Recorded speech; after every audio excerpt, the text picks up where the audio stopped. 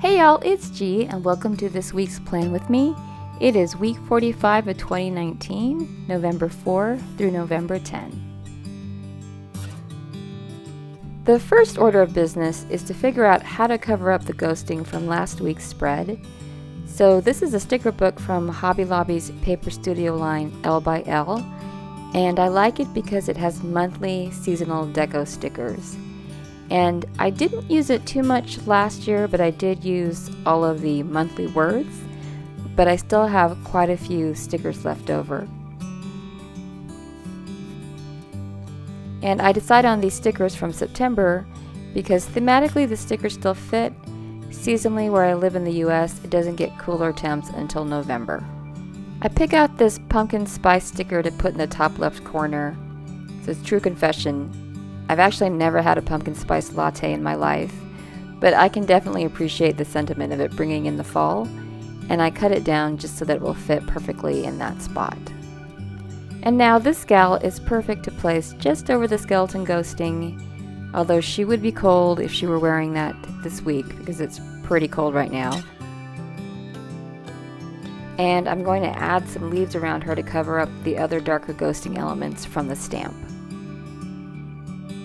Then I sort through all my thin washies to see what colors would work with the palette I have so far.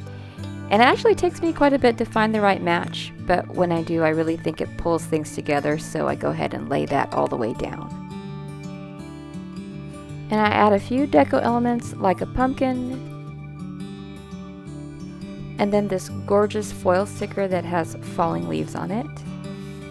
And I add a weekend banner at the top instead of at the bottom because I think it's too busy weighted down there since I have the girl with the hat on the left side.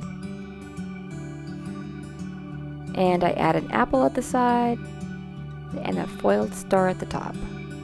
I get to this point and I'm not quite sure how to balance out the page visually because I'm thrown off. I usually have the banner below and the fall leaf sticker just doesn't seem quite right to me.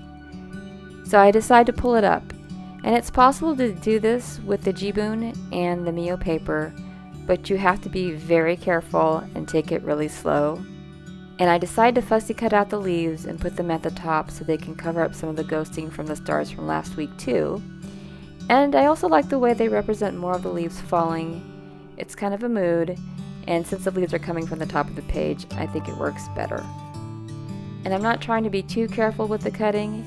If I leave a little bit of the maroon color around it, that's just fine with me. I'm just mostly just trying to get the feel for everything up there.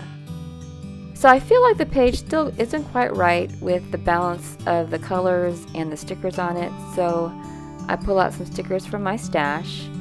And this is the Reset Girl stickers from Carpe Diem's Simple Stories.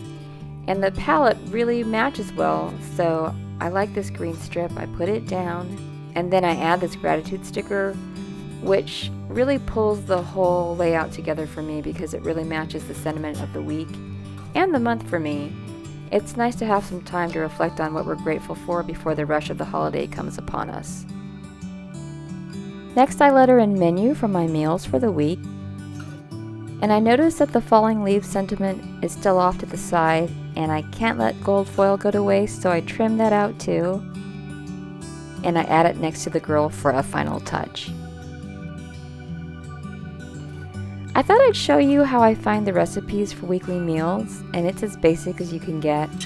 All I do is I follow some Instant Pot accounts on Instagram, and when I see a recipe I like, I save it to a collection called Meal Prep. When it's time to pull together my selections, I visit the site, copy the link, and paste it into a simple Google spreadsheet that I share with my husband. And we use this as a reference when we pull together the shopping list for the week.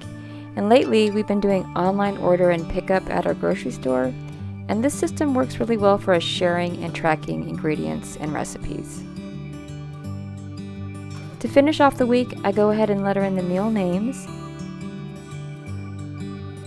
and then add the rest of my weekly events. It's going to be a busy week, so I'm glad I have a great place to track everything. So there you have it, this week's plan with me. Thanks again for watching, and I'll see you in the next video.